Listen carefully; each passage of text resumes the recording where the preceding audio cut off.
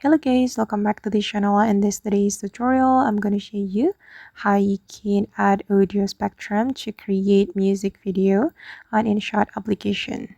Okay, here I have created a project on my InShot application, and if you want to add audio spectrum to your video, the first thing you're going to do is tapping on the PIB option, and then you're going to click on the material option because we want to use the InShot material, and you have to select the atmosphere category, and here you can scroll your screen until you find the audio spectrum, and you can keep scrolling until you find it. Wait guys, I'm still looking for it.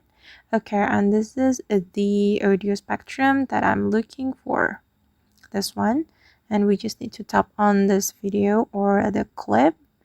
Okay, and now the audio spectrum has been added to our video, and it has been automatically blended with the first clip, and we just need to click on this check mark button and tap on this autofill button to fit the screen, and then we can click on this check mark button. Okay, and I'm going to show you the final result, so I'm going to play the video.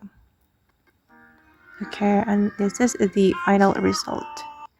Alright guys, and that's how we can add audio spectrum to create music video on InShot application. I hope this tutorial will be useful for you. Thank you so much for watching, and see you in the next video.